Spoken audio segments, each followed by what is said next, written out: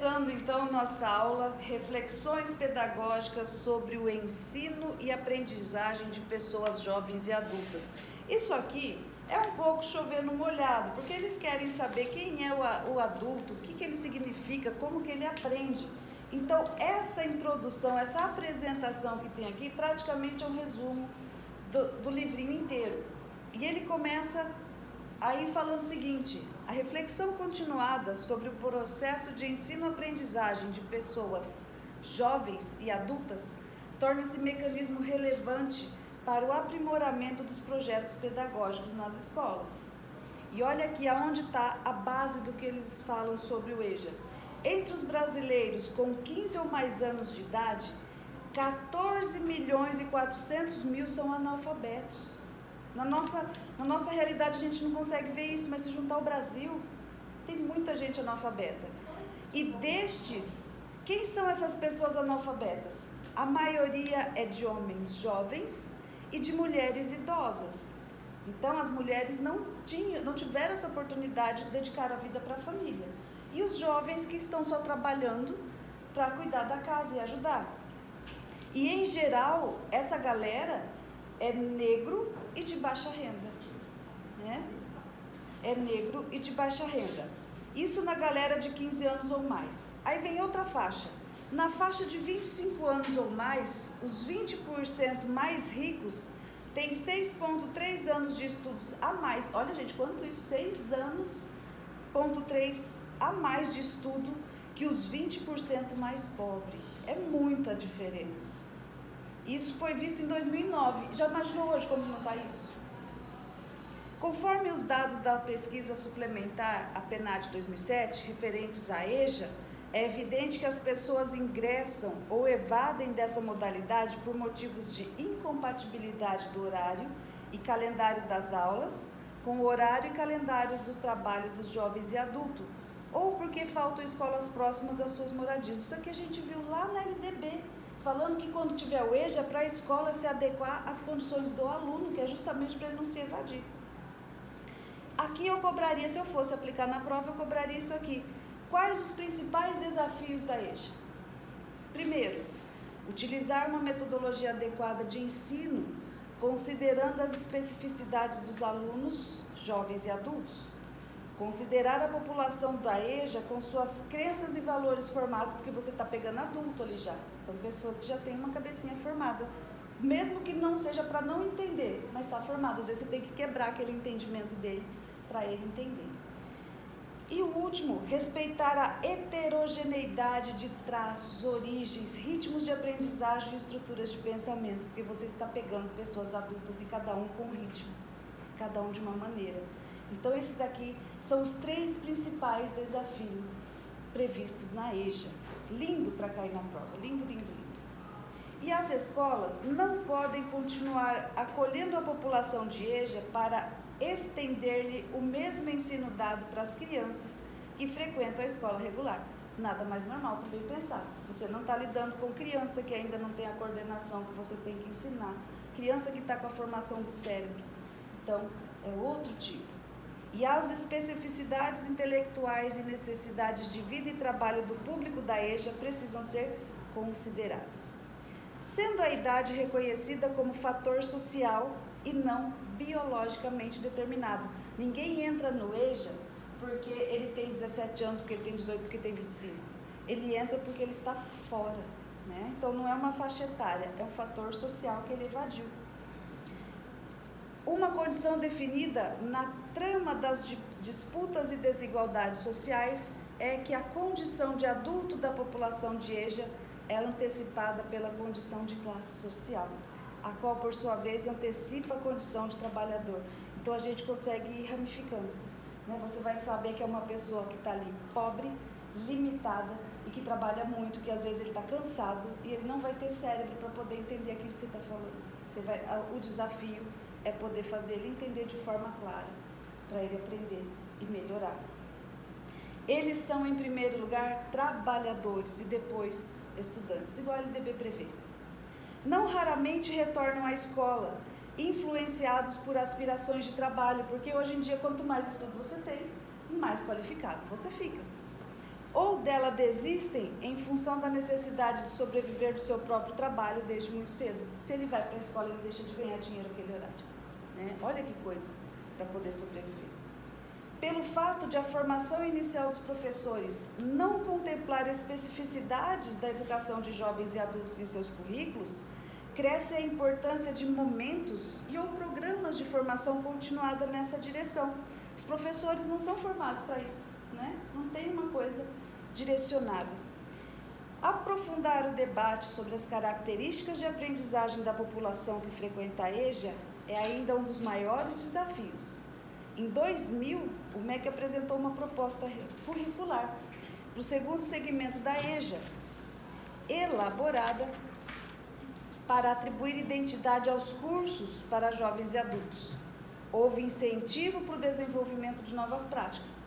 E esse documento incentivou a reflexão sobre a organização curricular, seleção de conteúdos, orientações didáticas e avaliações das classes de EJA. E aqui também outro item que, se desse para colocar na prova, seria legal. Cabe destacar que ainda são necessárias pesquisas que contribuam para o aperfeiçoamento da EJA, aperfeiçoamento da oferta em EJA com investigações sobre. Então, eles podem pedir assim, quais são as investigações que ainda cabem para poder ver qual o melhor meio de ensinar esse pessoal, né? Então, tem as variáveis biológicas e psicológicas dos alunos adultos e principalmente dos mais jovens que cada vez mais cedo ocupam o espaço de EJA. Saber de quem falamos quando nos referimos às pessoas jovens e adultas. As teorias de aprendizagem que necessitam ser consideradas como possibilidade de ajudar a resolver problemas teóricos e práticos da ação educadora para jovens e adultos que retornam aos estudos. E também pesquisar, investigar, né, as consequências dos aspectos legais que consideram a educação como direito, como resgate historicamente negado aos mais velhos, bem como as consequências da autorizada migração dos mais jovens do ensino regular para a modalidade EJA. Então, eles aqui falam o seguinte, cada vez mais jovens estão voltando para o EJA em vez de estar estudando. Tem que investigar o motivo disso. Então, essa migração dos mais jovens desafia a oferta de EJA, traz novos questionamentos sobre essa heterogeneidade das turmas e conhecimentos escolares anteriores considerados pré-requisitos. E aí fala que na LDB reduz para 15 e 18 anos a idade mínima para que prestem exames de conclusão do ensino fundamental e médio. Lembra que a gente estudou? Se eu terminasse até 15 anos, o diploma vem como? Fundamental. E aí ele continua para formar no médio, né? Então traz essa diferença aqui, entre o 15 e 18 anos. Pensar as características dos estudantes de EJA supõe reflexões mais profundas devido às transformações que ocorrem na sociedade. E o tema aprendizagem na educação de jovens e adultos é muito amplo e podem ser observados por diferentes perspectivas. Aqui eles podem perguntar assim, de quais perspectivas podemos analisar a aprendizagem da educação de jovens e adultos? Então tem sociocultural, política, filosófica e história. Então, aí tem um etc. Significa que existem muito mais coisas para poder analisar. Não é só isso.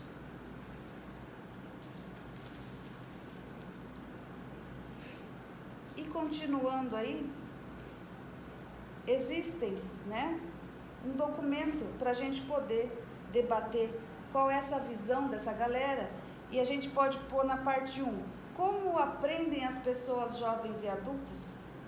Quais as variáveis, né? Qual é a melhor forma? Porque cada um tem um jeito, cada um tem uma realidade, cada um tem uma, vamos pensar assim, uma facilidade e uma deficiência. E o segundo, dificuldade de aprendizagem ou dificuldade de ensino? É o aluno que não consegue aprender ou é o professor que não está conseguindo passar? Porque não tem preparação, né? Não existe um curso voltado para poder definir isso. Então, nós temos que olhar com todo carinho. E aí no finalzinho, na página 12, fala que os documentos do MEC, né, os parâmetros curriculares nacionais, as DCNs do EJA, o Exame Nacional de Certificação e do Ensino Médio, constituem um cenário onde o currículo do EJA é considerado. Democratização de oferta, lembra trazer o pessoal de fora? Democratização de ensino e continuidade.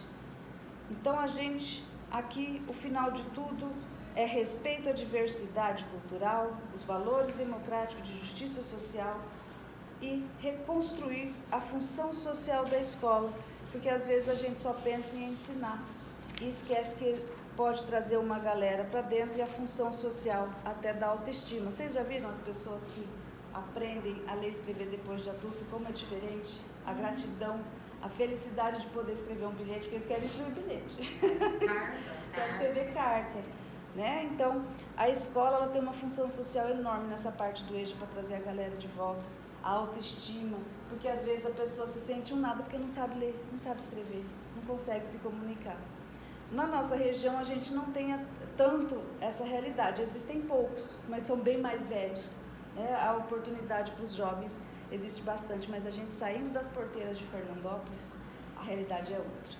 Brasilzão aí por fora, é sem escolaridade, é o pessoal lutando para sobreviver a cada dia, e essa estratificação que a gente viu desde o começo, 14 milhões sem estudo, e desses 14 milhões são pessoas negras que trabalham e que não têm um rendimento suficiente, então por isso que deixaram de trabalhar. Vocês viram que une todos aqueles documentos que a gente estudou até agora? Tudo é relacionado, não tem como deixar, né, voltar. Aí na página 22, principais características dos alunos adultos. Então, definir quem é o adulto da EJA não é uma coisa simples e nos remete a algumas características comuns que podem ser observadas em sala de aula, quando há espaço para diálogo sobre seus valores, crenças, desejos e necessidades. O aluno adulto é quem? Tem responsabilidade, então ele tem que escolher o que ele faz na vida. Escolhas e ações de sua vida. Maior independência financeira, autonomia na tomada de decisões, ele controla a vida e direção futura. Maturidade emocional e física, compromisso potencial, então ele tem manutenção de relações sociais. Altruísmo, ele se sacrifica por outra pessoa. E compreensão e consciência entre si, tá? Então aqui, para vocês, o próximo item é o que mais pega, porque aqui ele faz uma comparação entre pedagogia, andragogia e educação de jovens e adultos. Ele fala o seguinte: a indefinição das características sociais e culturais dos jovens e adultos aponta historicamente para a ideia de ensinar adultos originalmente formulada em 1833 por um professor de gramática alemão. Então, qual é o nome do cara que começou com tudo isso? Alexander Kepp, que a denominou andragogia. Achou o nominho. 1926. Em 1926, Edward Lindemann publicou The Meaning of Adult Education, onde defendeu as ideias influenciadas pela filosofia de John Dewey, que considera que educação é vida. E a gente tem na LDB o que hoje? Educação ao longo da vida. Enquanto você puder estudar, o pessoal não pode te impedir. E esse Lindemann afirmou que a educação de adultos deve se desenvolver através de situações e não de disciplinas. E, posteriormente, alguns estudos, aí deu o nome das pessoas que estudaram, indicaram e reforçaram a necessidade de professores e métodos especiais para a educação de adultos. E esse termo andragogia, em 1968, foi usado por Malcolm Knowles em um artigo sobre liderança adulta. E daquela data em diante se tornou conhecido como especialista cuja teoria enfatiza que os adultos apreciam a autodireção e acreditam que assumem a responsabilidade por suas decisões. No rodapé tem a explicação. Etimologicamente, a palavra andragogia deriva do grego andros, homem, agem, conduzir, e logos, tratado. E pedagogia vem do grego paidós, criança, e agodé, condução. Sugere acompanhamento ou condução, tá? Então, nós temos aí a arte de ensinar, explicando bonitinho. É a direção. Isso, tá aí no rodapé explicando. E esses pressupostos, lá na próxima página, da andragogia, podem ser considerados na EJA, mesmo sob a perspectiva de uma abordagem pedagógica tradicional. E esses estudos da EJA faz uma condução de suas aprendizagens. E o que não podemos deixar de constatar é de que forma os professores da EJA foram preparados para trabalhar com jovens e adultos, né? Então, há expectativas de que a reflexão e suas reconfigurações promovidas na última década, com a maior presença da juventude em sala de aula, podem partir de pressupostos andragógicos para o enfrentamento dos desafios deste espaço educativo.